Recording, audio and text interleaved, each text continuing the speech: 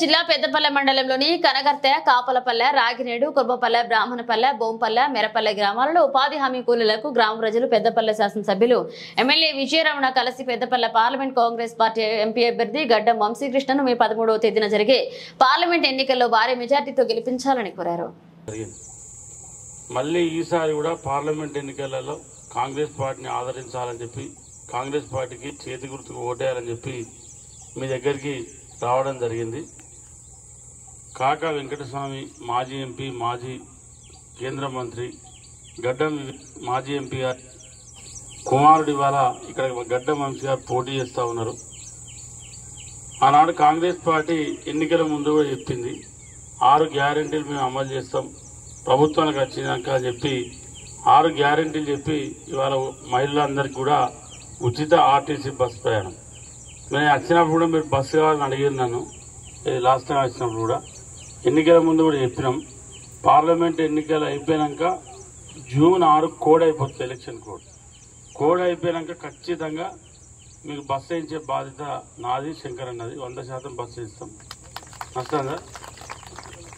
School పిల్లల కోసం వస్తుందన్నారు. ఒక రెగ్యులర్ బస్సు కూడా కావాలన్నారు. కాంగ్రెస్ పార్టీ గెలిపించిండు.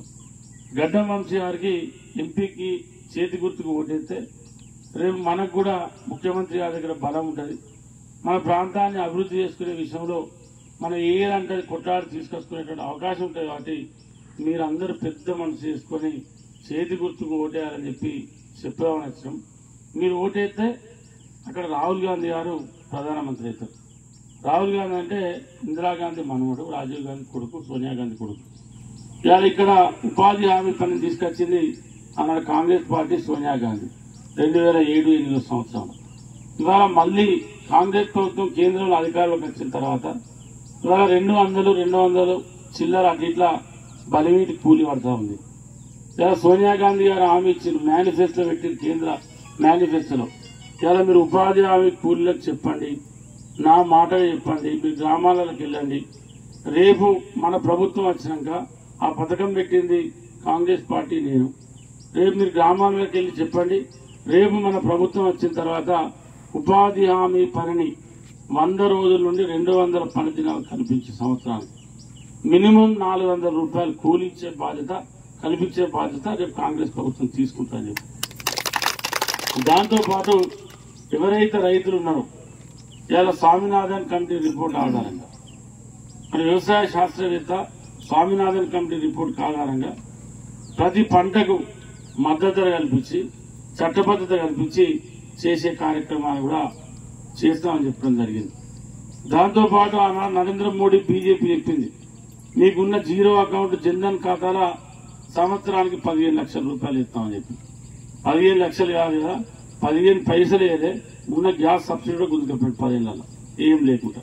ఇవాళ మళ్ళీ కాంగ్రెస్ పార్టీ, రాహుల్ గాంధీ గారు ప్రధానమంత్రి అయితే కేంద్రంలో కాంగ్రెస్ పార్టీ ఏర్పడ్డ తర్వాత ప్రతి తెల్ల రేషన్ కార్డు ఉన్నటువంటి ప్రతి పేద మహిళ అకౌంట్ల సంవత్సరానికి 1 లక్ష రూపాయలు వేసే కార్యక్రమాన్ని రేపు కాంగ్రెస్ ప్రభుత్వం చేయబోతా ఉంది.